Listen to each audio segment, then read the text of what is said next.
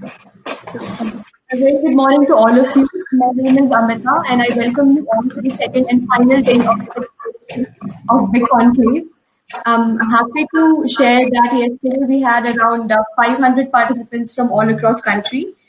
We have a very interesting session lined up today, and starting off with a keynote session by Dr. Vishal Rao. I would request Professor Amitabha to introduce Dr. Vishal. Good morning, everyone. Welcome to the second day of BiG Conclave 6, to the session Inspirational Talk on Social Innovation. It is not every day that you get to hear from a star. Today we have exactly one such personality for you. Please be introduced to Dr. Vishal Rao.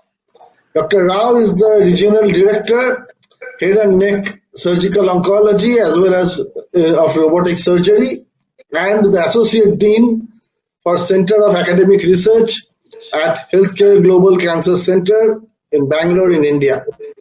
He is a TEDx speaker and he is the inventor of OM voice prosthesis. It's a $1 speaking device for throat cancer patients. OM voice prosthesis is considered to be among the 100 best global social innovations across the globe and received wide recognition from BBC, Harvard Business Review, Forbes, etc. He has been conferred honorary FRCS by the Royal College of Surgeons, Glasgow, recognizing his contributions.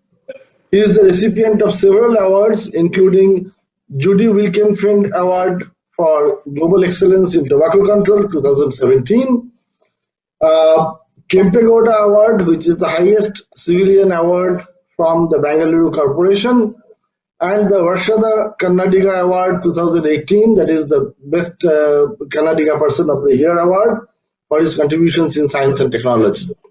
So, without any further delay, let me invite and request Dr. Vishal Rao to ensel the audience with his sparkling speech. Thank you, sir. Thank you, sir.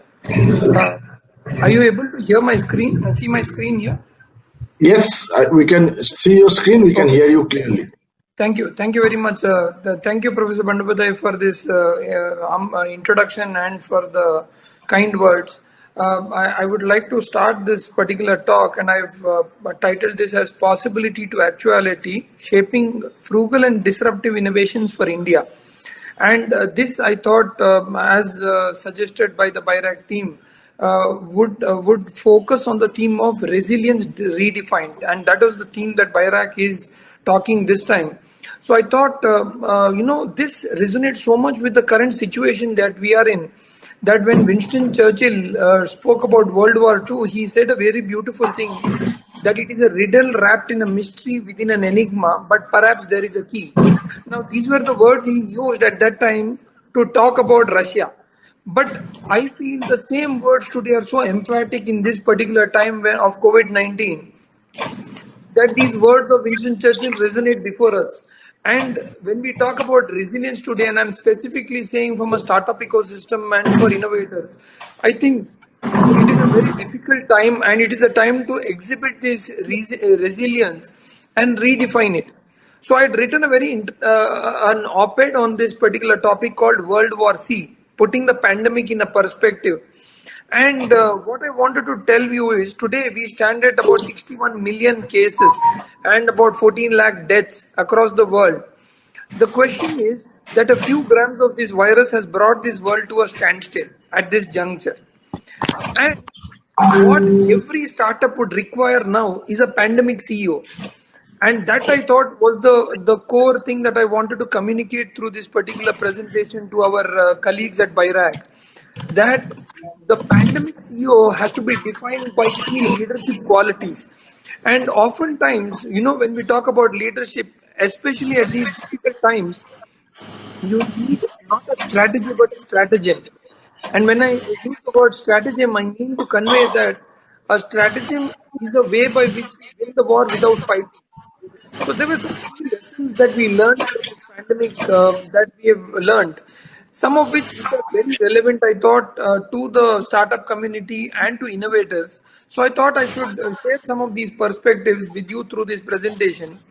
One of them, I thought, is that we learned that we won this war at home, not in the hospital. We Doctor, learned, hi, Dr. Vishal. I'm sorry to yes, interrupt, but you have to present these screen. You can find the I'm, option on the right-hand side. You have to click on present and then you'll be able to share your screen. are you able to see the screen now? Yes, yes, yes. Sorry, where did we lose? Sir, we were able to hear you, only your screen was not visible. Okay, I'm sorry. So I'm just going to skim through this very quickly, just to tell you that this is the thing that I was talking about. And today, if you look at the globe, what we need currently is a pandemic CEO and a stratagem. So I was talking about the 5 things that I believe made a difference. One is that we won this war at home and not in the hospital. We remained to be productive at the time of this pandemic, and we did this through collaboration, not competition.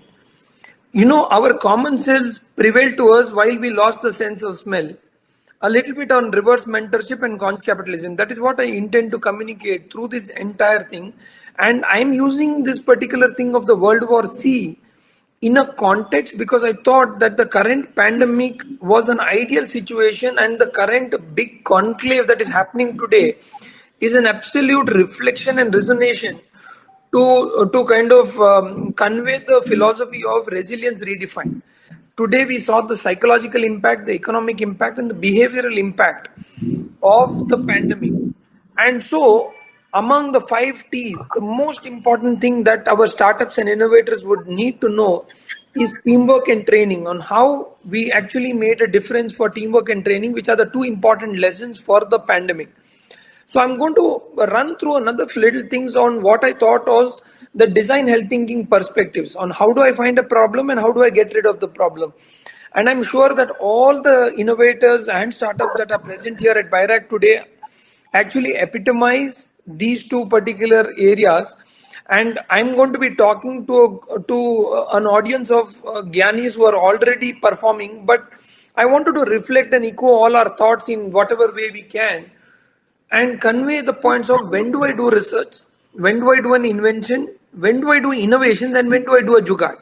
Each one of these has a distinct role to play in the journey of innovations. So again, with special acknowledgement and thank you to BIRAC, I must acknowledge the fact that today we have Make in India, we have Startup India, we have Invest India. But what BIRAC created for us was Create in India. We actually were able to be empowered to create in India. And I think that for us was the real power that BIRAC gave us, and we designed this entire logo to dedicate it to BIRAC, and again give a special thanks for nurturing and handholding such innovations in this country to make India proud. And this is what we thought BIRAC truly signifies and epitomizes as a create in India. Because of this particular support, we were able to create in India today and gift several innovations to the world. Fundamentally, I've always believed that our responsibility does not just lie with what we can do, with what is immediately at hand, but also to dimly look into the future and at a distance. Now, the most important thing for each one of us innovators is to find a good problem. It's very, very difficult to find a good problem. I must share this anecdote that I often share in a lot of forums, but I thought this is such a meaningful one. That a cola marketing head was asked to was asked to capture the marketing campaign of the Arab for cola.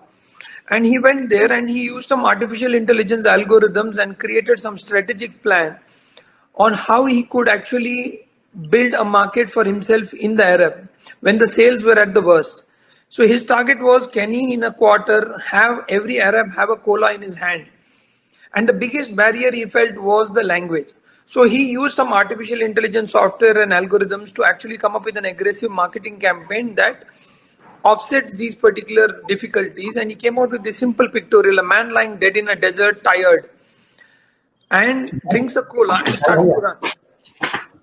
And he said, cut to chase, this is going to be the biggest game changer that he's going to do to the marketing thing. He was sitting in one of those restaurants with his friend in Dubai, explaining to him about how artificial intelligence and technology is going to be used to change the game of marketing. And he showed his campaign. Couple of months passed by and they both met again in the same restaurant. And this time, this gentleman who was the marketing head seemed to be a little dull and disturbed. And his friend asked him, I thought you should be the CEO of the company by now with such a disruptive campaign. How are you doing? He told him, look, unfortunately, I lost my job. And he told him, he said, look, the one thing that went wrong in my calculation with this AI algorithm was that that the machine did not tell me that the Arabs read from right to left. The whole interpretation of the game changed. So when the campaign was launched, it looked like the man running on a desert had a cola and felt dead tired. The whole definition of a problem is so important when we innovate. And I would again like to congratulate all of the people who have attended this conclave and who have participated as startups, to tell you that you are the few people across this country, possibly the 500 or the 1,000, who actually found a relevant problem. And today, with that meaningful problem, you are actually making a difference for a solution. I often say this, that when Newton saw the apple, he saw the laws of gravity. And when Steve Jobs saw the apple, he saw the Mac computer like the one of mine, which is sometimes not compatible with half of the systems. But each one of us sees the problem in a beautiful way, and that is the power of innovation. We need not get bogged down by looking at a problem in a similar way. And the fundamental philosophy for that comes from the fact that the answer appears when the question is ready and complete. It's like the Indian philosophy which says that the master appears when the disciple is ready. In the same way, I believe that we can make a large difference by actually refining our question. And today, again, I would like to congratulate and say each one of you startups here have made that difference by defining that problem and thus come up with the solution. I was talking at one of the medical students' conclave, and one of the students came to me and asked me, how do I get a brilliant idea? And I told him, hold on to one patient's problem through your life and you'll be flooded with ideas. Because an individual patient's problem has a soul to it. And this problem can be taken to the masses and the masses can become markets. But if you only look at a market, and let's say I got somebody recently who told me that I believe there's a potential 3.8 million rupee market for AI in this particular area of health segment. You will not be able to crack it. It is not markets which define your success. It is your own problem, and the way you perceive and deal with that problem is what is going to define your success in this. I had a very beautiful interaction with His Holiness, and something very profound that he has said. Often when we get a brilliant idea, we think that it is my idea. It's a brilliant idea. It's a great idea. I should copyright it. I should patent it. But he said something very profound. He said an idea comes to you, not from you. I think this is very thought provoking. The whole philosophy of telling that the idea comes to you. How many of us today wake up that morning to Google up a brilliant idea and realize that अरे ये तो किसी और ने कर दिया है. And you thought that it was the Nobel Prize winning idea, and you wake up, Google it, and realize 20 people have already done this. I mean, I often go through it so often to wake up and just realize, this idea is already gone. So it's not easy to get a good idea. It's not easy to come up with something original. And here are a group of people, and again, thanks to BIRAC for supporting such innovations to actually thrive in the difficult ecosystem. And I think that's why the concept of resilience becomes very, very crucial. So I have one such idea, which I believed, which I observed for almost more than a decade, and then came up with a solution on how to devise a throat cancer device for patients to speak. And the fundamental philosophy beyond that was that I believe that speech and communication is a right and not a privilege in our society. So I saw that the competitive market here, there was one from America and the other was from Europe, which costed somewhere around 45,000 rupees, and up to a cost of 1.5 lakhs. So my question was, what can I do to make a difference to these patients? And so I initially started with building a device at just $1, a $1 simple device. And I have this cancer patient here speaking. This gentleman is a bank manager, and I'm just going to play this video.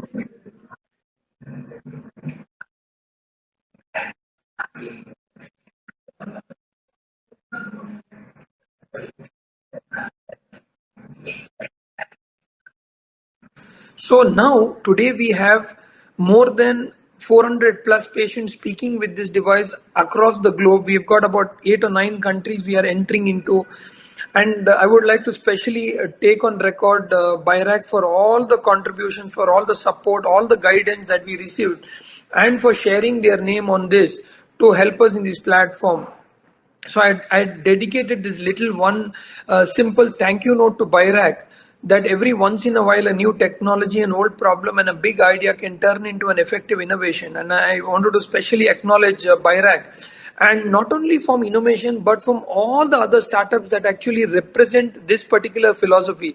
So to the entire BIRAC team, those in front, those who are behind the scenes, a special thanks from all our startups, from all the innovators across India, whom you have nurtured, supported, handheld to bring us into this platform. And this is a sincere, heartfelt thanks from all of us innovators. And I'm sure every single person attending this session and attending this particular conclave resonates with me to say this thank you for building this ecosystem.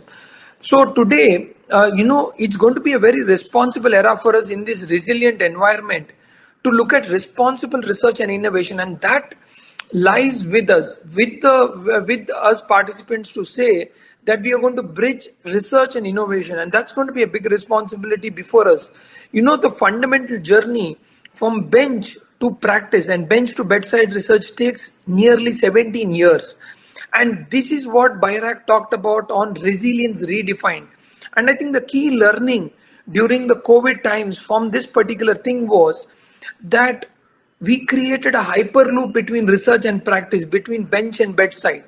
We in fact took bedside to bench, and the classical learning from this for us was we can create a hyperloop, and that is resilience truly redefined when innovators such as us come to the platform, use the platform of BIRAC effectively in its ecosystem, and show the world that we've created a hyperloop on research and innovation to make a difference. So I've been creating some programs on this, on bench to bedside, to build more doctorpreneurs in this area, to bridge academia and industry in a joint fashion. And this is very important. Again, if you look at the entire philosophy of BIRAC, the full form of BIRAC itself incorporates both the aspects of academia and industry.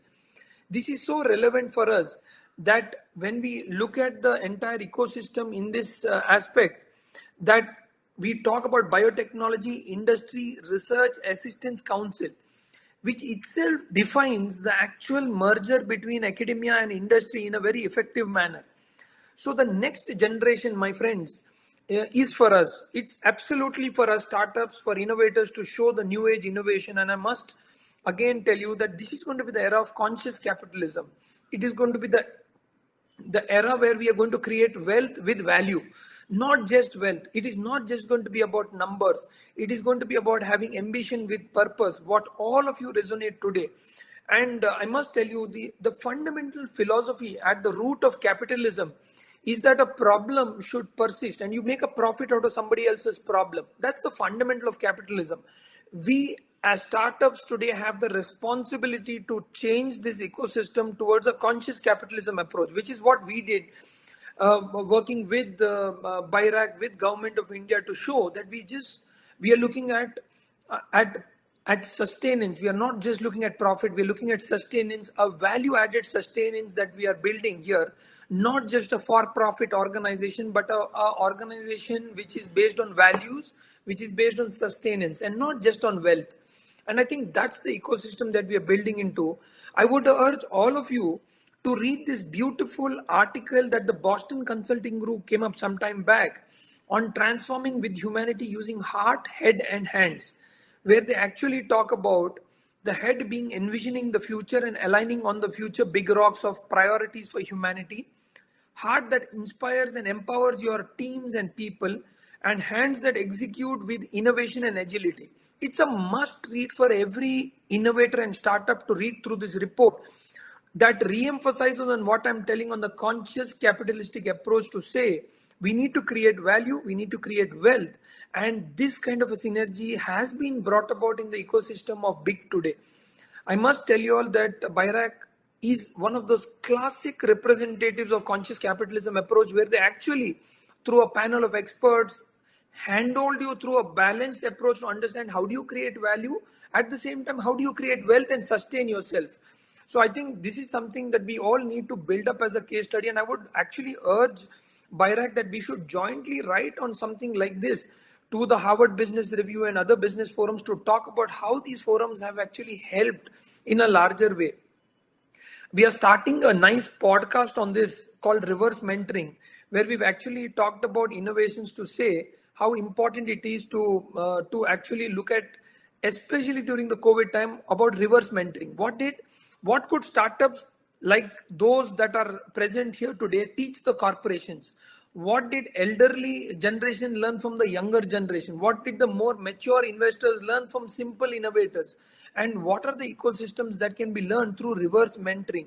And I think COVID taught us this, that COVID taught us reverse mentoring. I'm in the end of my slides, so I'll just close with the last one or two important points that I wanted to share. We've actually started ecosystems on Maker's Nest and Copyleft with the Indian IIMB at NSR Cell, and I'm again thankful to them for helping us build such an ecosystem, where I believe that this Maker's Nest, if you opportunity wants to knock the door, we will have to help you build the door. Now that is what we are here to show, and this is what we did through a stream of innovations, through these one-stop solutions. I'm going to skip through a lot of these are some of the innovations we did through various platforms, bringing them together. It's a stream of about 18 odd innovations that I wanted to share to tell you that we are not constrained by the discipline of rigor, but by the limits of our purpose to make a difference. And that is defined by our imagination. So I would urge all of you again to drop the bowlines and break your glass ceilings and actually widen our imaginations to excel further. I'm going to just stop with a few words from Justice M.N. Venkatachalaya, the former Chief Justice of India, and who has been a great mentor and guide. You know, when I went to him with the home voice prosthesis and I told him about our BIRAC grant and I told him that we started the first step to move forward, he told me something very beautiful. He said, if India's vision of progress has to change, you have to look beyond the limited milestones of GDP alone. And he said that responsibility lies with the grassroots level of innovators such as yours and several such innovators, to say that we should look beyond just the limited milestones of GDP alone, and we should look at innovation and progress as an expansion of freedom. And he said, with this little small device of yours, you have given a freedom of speech. And he gave me a very beautiful example. He said, if 3 doctors every day go walking from the home to the hospital, the GDP is low. And if the same 3 doctors buy a nice BMW and drive it from their home to the hospital, the GDP is much better. The GDP is much better. If the same 3 doctors on the way to the hospital die of an accident in that car, the GDP would be the best. So GDP may not be the ideal milestone to represent progress. And I would leave you all with these thoughts, that if you think something is impossible, do not disturb the person trying to achieve it. Thank you very much.